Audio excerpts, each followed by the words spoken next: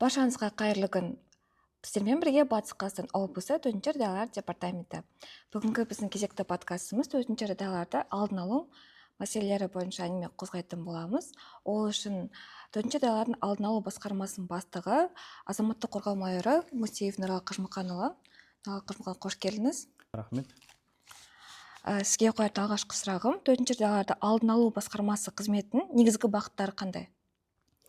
Енді жалпы азаматтық қорғау заңына сәйкес, жалпы төтенше жағдайлар алдын алу мәселелері қамтитын ең бірінші бағыттардың бірі бұл азаматтық қорғау мемлекеттік жүйесінің, яғни осы еліміздегі төтенше жағдайлардың алдын алу саласындағы мәселелерді үйлестіру және ұйымдастыру. Жалпылама айтатын болсақ, төтенше жағдайларды алдын алу мәселелеріне тек төтенше жағдайлар департамент емес, жалпы осы облысымызда орналасқан басқа да құзыретті мекемелердің жұмыстарын тиімді жүргізілуін үйлестіру. Енді жалпы төтенше жағдайлар алдын алу мәселесі бұл деген өрт болсын, су тасқыны болсын, басқа да апаттарды айтатын болсақ, жер сілкінісі, оған қоса техногендік сипаттағы төтенше жағдайлар бойынша жалпылама кең ауқымды жұмыстарды жүргізу. Енді бұл төтенше жағдайлар алдын алу басқармасы департаменттің құрылымдық бөлімшесі ретінде жалпы мемлекеттік органдардың үйлестіру жұмыстарын ұйымдастырады. Төтенше жағдайлар комиссия отырысы бар, басқа да құзыретті мекемелердің қатысуымен жұмыс кеңестерін өткізу, тиісті жоспарлар жасақтап, кешенді жоспарлар жасақтап, солардың орындалуын қадағалап, прокуратура болсын, басқа да қорғау органдарының қатысуымен үйлестіру кеңесіне қатысып, осы үйлестіру кеңестерінде осы өзекті мәселелерді көтеру, проблемалық мәселелерді көтеру және де олардың шешімдерін табу. Белгіленген тәртіппен, заңнамада белгіленген міндеттемелер негізінде жеке болсын, заңды тұлғалардың осы төтенше жағдайлар алдын алу бойынша тиісті орындау қажетті шараларды орындалуын қамтамасыз ету. Өткен жылдары облысымызда су тасқыны кезеңі қиын болды. Яғни қазіргі таңда бұл бағытта жұмыстар қалай жүріп жатыр? Енді жалпы облысымызда соңғы жылдары су тасқыны жағдайы күрделі болды деп айтсақ болады. Өткен 24 жылы жалпы елімізде су тасқыны жағдайы қиын болып, соның ішінде Батыс Қазақстан облысы өңірінде соңғы жылдары қателеспесем 30 жылда болмаған су тасқыны орын алды. Жалпы зардап шеккен елді мекендер, халық осы күнге жалпы тұрғын үйлер, басқа да мақсаттағы ғимараттар зардап шеккен болатын. Үкімет тарапынан жалпы қазіргі таңда зардап шеккендерге шығындарын өтеу бойынша жұмыстар атқарылды. Ал енді департамент өз кезегінде жалпы келесі су тасқынына дайындық шеңберінде тиісті жоспар жасақтап, жалпы инженерлік қорғау жұмыстарын ұйымдастыру, сонымен бірге автожолдарда су жолдарды шаю фактілері бойынша құбырлар орнату, жол төсемін нығайту, сонымен бірге гидротехникалық құрылыстарда жөндеу жұмыстарын жүргізу бойынша шараларды кешенді жоспар, облыс әкімімен бекітілген кешенді жоспарға енгізіп, жалпы осы ағымдағы 25 жылғы су тасқынына дайындық шеңберінде кең ауқымды жұмыстар жүргізілді. Үкімет тарапынан және де демеушілер тарапынан ауқымды қаражат бөлініп, 140-тан астам километр бөгет нығайтылып салынды, құбырлар салынды, арықтар салынды. Жалпы өткен жылы су тасқынының күрделі болғанын ескере, бүгінгі таңда барлық елді мекендер инженерлік қорғау шараларымен қамтылды. Ал енді бүгінгі жағдай бойынша айтатын болсақ, ағымдағы жылғы су тасқыны жағдайы қауіпсіз режимде өтті. Дегенмен де дайындық жұмыстары тоқтаған жоқ. Қазіргі таңда келесі су тасқынына дайындық шеңберінде ауқымды шаралар ұйымдастырылды. Қазіргі таңда Тасқала ауданында, Деркөл өзенінде жұмыстар жүргізіліп жатыр. Республикалық деңгейде бекітілген жол картамыз бар. Сол жол картасы бойынша жұмыстар жүріп жатыр. Сонымен бірге облыстық табиғат ресурстар және табиғат пайдалану реттеу басқармасы бағыты бойынша гидротехникалық құрылыстарға жөндеу жұмыстары жүргізіп жатыр. Жоспардағы бар. гидротехникалық құрылыстарға көп факторлы жаңағыдай зерттеу жүргізіліп, олардың жағдайы нақтыланып, жаңағыдай белгі анықталатын болады. Сонымен бірге қазіргі таңда автожолдарда жұмыстар қарқынды жүріп жатыр. Сонымен бірге келесі жылға дайындық шеңберінде жаңағыдай материалдық ресурстарды сатып алу, ұйымдастырушылық шараларды қазіргі таңда жүргізіп жатыр.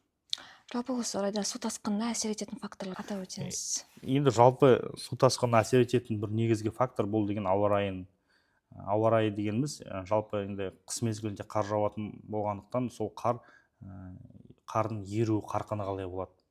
Жалпы ауа райы қолайлы болып күндіз еріп түнде қатырып отырса, жалпы жағдай енді жақсы болады деп айтуға болады.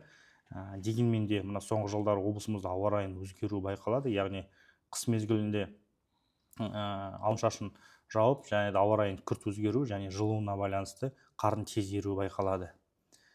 Сонымен бірге топырақтың тонның қатуы да бар, күзгі ылғал да бар, сосын қардағы ылғалдың қоры да бар, факторлар өте көп.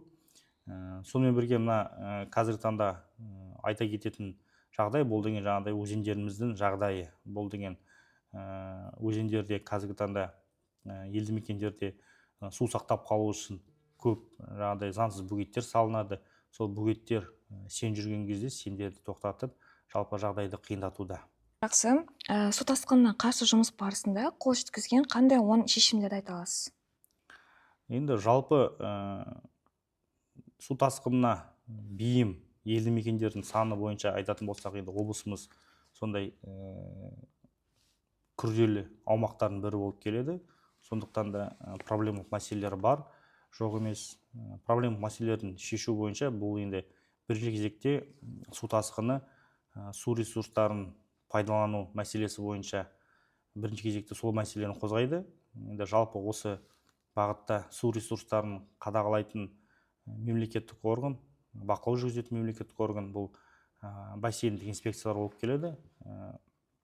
Облысымызда бұрын бассейндік инспекцияның бөлімі шегерілген жабылған болатын. Бүгінгі күні соңғы 2 жылда аталған бөлім департамент бастамасымен аталған проблемалық мәселелер республикалық деңгейге көтерілді, және де осыдан 2 жылдан асты. Жайық-Каспий бассейндік инспекция бөлімі ашылып, облысымызда оларға тиісті сала мамандары жұмысқа алынып, жаңағыдай осы бағытта жұмыстар жүргізіп жатыр. Сонымен бірге Қазгидромет филиалының осы су тасқын болжау бойынша мәселелерде көтеріліп, қазіргі таңда гидро болжамдарды облысымызға республикалық деңгейде гидро болжам шығатын болса, соның негізінде біздің филиал өзіміздің облысымызға да арнайы өзіміздің өзендеріміздің көрсеткіштерін ескере отырып, облысымыздың гидро болжамы бөлек шығады. Бұл өз кезегінде өзендердің нақты қай уақытта қандай деңгей шейін көтерілетіні көрсетілген болжам. Бұл өте ыңғайлы. Жалпы енді бұл департаментке қандай жағынан тиімді, әр елді мекенде жағдайда, әр ауданда қандай жағдай қалыптасып жатқанын көріп жатамыз, және де қай елді мекенде бірінші кезекте қауіп бар. Сол тарапта біздер енді күштер мен құралдарымызды, бірінші кезекте күштер мен құралдарымызды сол жерге жолдап кезекшілікке тұрғызамыз. Сонымен бірге алдын алу шараларын ұйымдастыру бойынша тиісті тапсырмалар беріп, ұйымдастырамыз. Жергілікті атқарушы органдары бар, басқа да мемлекеттік органдар бар, солардың бәрін қатыстыра отырып, осы бағытта жұмыстар күшейтеміз осы болжам арқасында. Жақсы, рахмет. Жалпы облыс аумағы жер сілкінісіне бейім екені мәлім. Бұл режимде қандай жұмыстар жүргізіп жатсыздар? Енді облысымыз жер сілкінісіне бейім аумақтардың біріне жатады. Енді 2017 жылғы зерттеулерге сәйкес облысымызда 5-6 балл жер сілкінісіне бейім. Қазіргі таңда осы бағытта кешенді жоспар бекітілді 24-28 жылдарға арналған. Сол жоспар бойынша облысымыздың аумағын осы жер сілкінісіне бейімділігін тура нақты анықтау бойынша сейсм аудандау картасын картасын жасақтау қажет. 28 жылға жоспарланған болатын. Сол карта жасақталғаннан кейін жалпы облысымыздағы жер сілкінісінің күші мен балдық жаңағы деңгейі анықталып, одан әрі тиісті шаралар қабылданатын болады. Ал департамент тарапынан бүгінгі таңда жалпы осы күштер мен құралдарды ұлғайту, сол күштер мен құралдарды дайындау бойынша жұмыстар жүргізіліп жатыр. Бұл өз кезегінде инженерлік техникаларды жұмылдыру бойынша шаралар, яғни тек департамент тарапынан емес, жалпы облысымызда тіркеуде тұрған барлық инженерлік техникалардың тізімі жасақталып, сол техникалардың жарамсыздығы тексеріліп, жалпы қай бағытта қандай техника жолдайтын бағыттар анықталды. Сонымен бірге мына зардап шегетін халықтарды орналастыру үшін шатырлардың саны нақтыланып, оларды ұлғайту бойынша шаралар қабылданып жатыр. Және де қазіргі таңда қолжетімді және де қаржылық қолдауды талап етпейтін бұл профилактикалық жұмыстар. Бұл дегеніміз мектептерде, адам көп шоғырланатын жерде профилактикалық жұмыстар жүргізу, және де жұмыс жасайтын ұйымдарда сейсмо жаттығулар жүргізу. Бұл сейсмо жаттығулар дегеніміз жалпы енді батыс өңірінің халқы жер сілкінісінен бейімділігі туралы көп біле бермейді. Енді департамент қызметкерлері осы халық арасында үгіт насихат жұмыстарын жүргізу кезінде тұрғындар көбінесе сұрақ қояды: біз жер сілкініске бейім жаңағыдай мекенбіз ба, таулар жоқ қой деген сияқты. Жалпы енді жер сілкінісінен бейімділігі тауға көп байланысты емес. Жалпы техногендік жер сілкіністеріне бейімбіз. Сонымен бірге жаңағыдай жер бедеріне де Каспий теңізіне орналасқан Каспий бедері деген бар. Сол бедеріне сәйкес біздің аумақ жаңағыдай жер сілкінісіне бейім елді мекендер қатарына жатады. 2008 жылы Теректі ауданы Сарыөмір елді мекенінде жер сілкінісі орын алған болатын. Соның салдарынан бірнеше ғимараттар зардап шегіп, жаңағыдай тұрғын үйлер де, сонымен бірге әлеуметтік нысандар да зардап шегіп, жаңағыдай залал келтірілген болатын.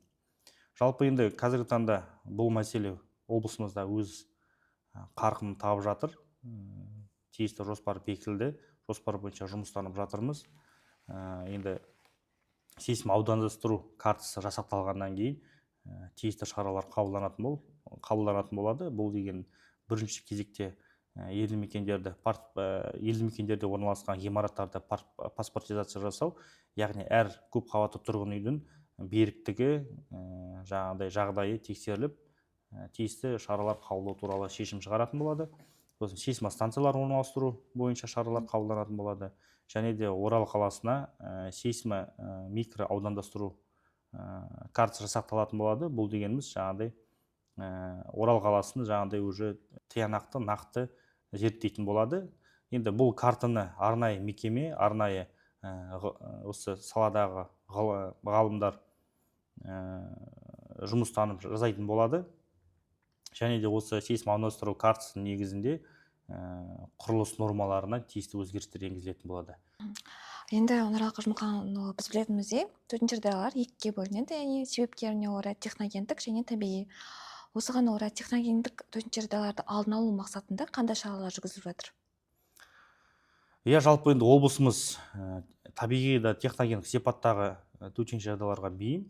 Енді табиғи сипаттағы төтенше жағдайлар бұл жер сілкінісі, су тасқыны, дала өрті. Енді техногендік сипаттағы төтенше жағдайларға келетін болсақ, бұл деген жаңағыдай тұрғын үйлерде жарылыс болуы мүмкін. Яғни өзіңіз білесіз, 99% облысымыз газбен қамтылған. Сол газ қолдану арқылы үйлерді жылыту кезінде қазандықтардың жарылуы мүмкін. Сонымен бірге апатты тұрғын үйлердің қирау ықтималы да бар. Сонымен бірге қазіргі таңда өндірістік объектілер де бар елімізде, облысымызда. Сол облысымыздағы өндірістік объектілерде де жаңағыдай апат орын алатын болса, техногендік сипаттағы төтенше жағдай орын алуы мүмкін. Жалпы енді өндірістік объектілерде өнеркәсіптік қауіпсіздік мәселесі бойынша тиісті құзыретті басқарма бар. Бұл деген өнеркәсіптік қауіпсіздік басқармасы. Олар бақылау орган болып табылып, және осы өнеркәсіптік қауіпсіздік мәселелері бойынша тексеріс жұмыстарын жүргізіп, осы апаттарды болдырмау бойынша жұмыстанып жатыр. Жалпы төтенше жағдай деген бұл деген кең ауқымды ұғым.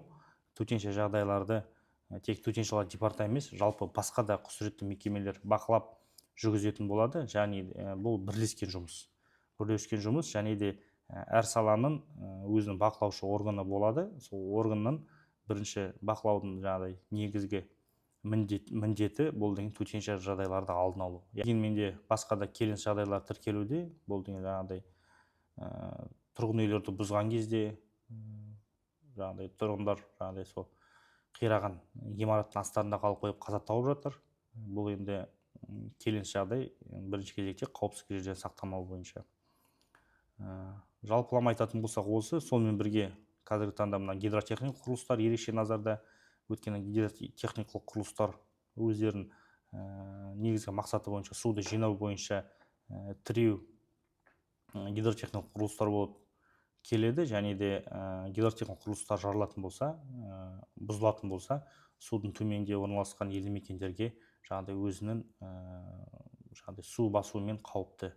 Енді гидротехникалық құрылыстардың жағдайы бойынша Жайық-Каспийский бассейндік инспекциясы бар. Солардың тараптарынан тиісті тексеріс жұмыстары, тиісті бақылау жұмыстары жүргізіп жатыр.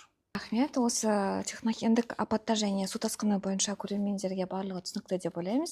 Енді барлығымыз білетіндей, қазір жаз мезгілі көпқабатты үйлерде терезелердің ашық қалу салдарынан кішкентай балдар құлап жатады. Және осы орайда төтенше жағдайларды алдын алу басқармасы қандай шаралар жүргізіп жатыр?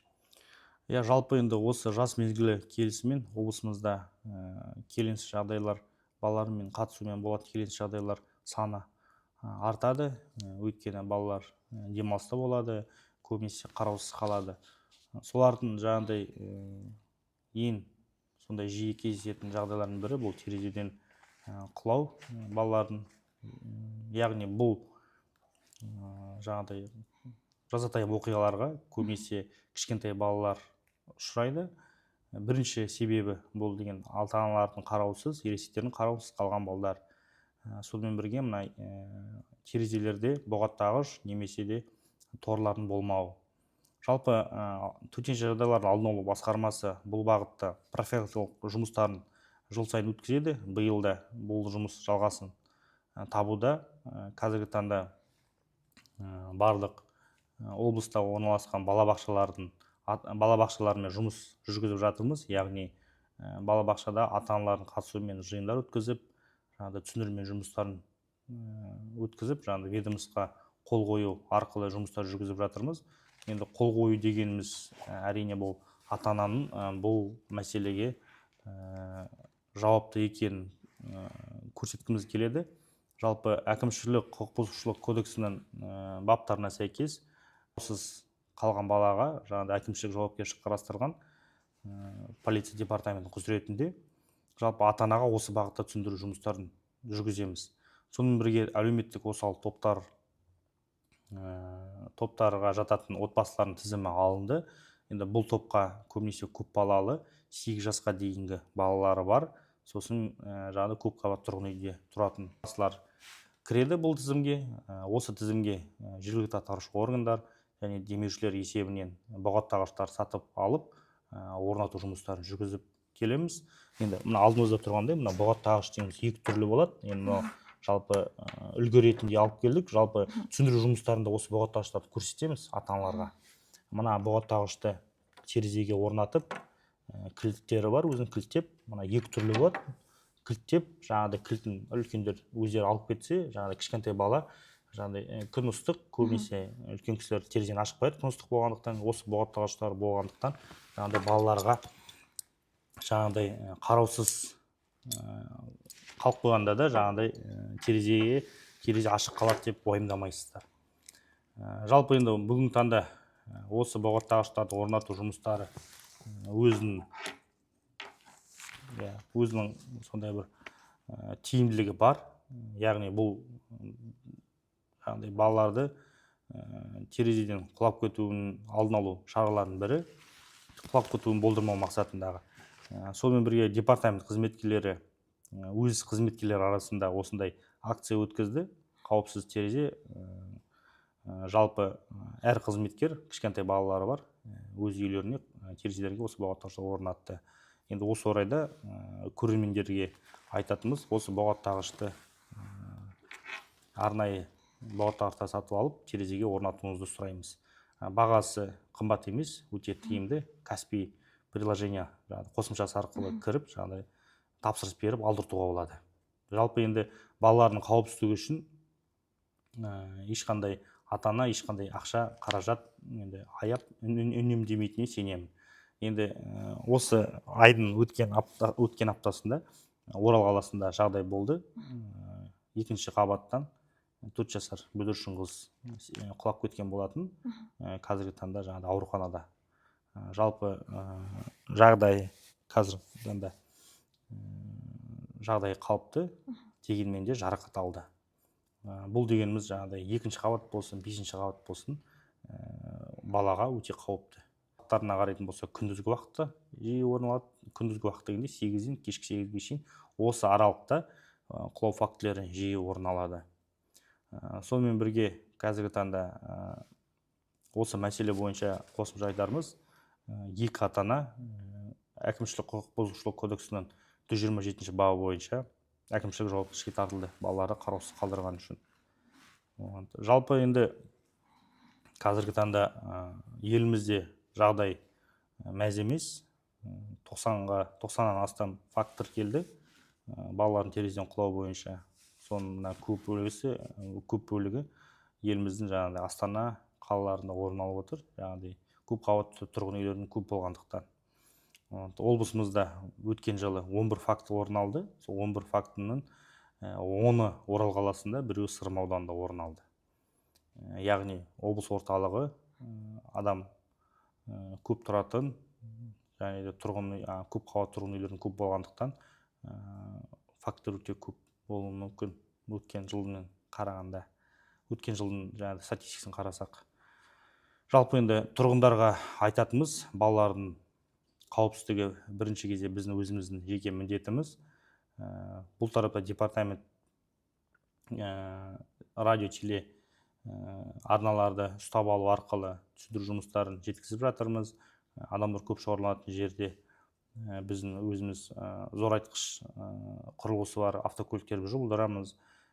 Теледидар болсын, әлеуметтік желілер барлық бағыттарда жұмыстар жүргізуде, профилактикалық жұмыстар. Енді кезекте ата-аналар, ересектер осы мәселеге назар аударғанын қалаймыз.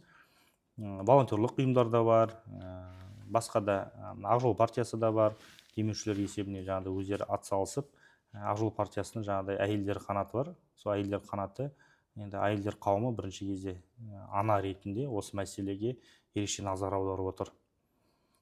Сонымен бірге қосымша тағы да айтатын жағдай бұл деген осы мәселе жалпы бірінші кезекте ата-аналардың жаңағыдай осы мәселеге көңіл аударуы. Жаңағыдай бұғаттағыш қою керек, түсіндіру керек. Жаңағыдай көбінесе үлкен балаларына тастап кетеді, жаңағыдай кішкентай балаларды тастап жаңағыдай етіп кетеді. Енді қазіргі таңда балабақшаларды қамтып жатырмыз, дегенмен де балабақшаға дейінгі балаларда осы қауіпке бейім. Сондықтан да қазіргі таңда денсаулық сақтау басқармасында жұмыстанып жатырмыз. Осы балалардың тізімін, 3 жасқа дейінгі балалар тізімін алып, жаңағыдай мекен-жайларына барып түсіндіру жұмыстарын жүргізетін боламыз. Енді департамент тарапынан бірінші біздің жаңағыдай міндетіміз бұл деген профилактикалық жұмыстар жүргізу. Рахмет. Енді құрметті көрермен, бұғаттағышты қарап өтсеңіздер болады. Өте эстетикалық тұрғыдан да өте әдемі келген екен. Артық ештемесі жоқ.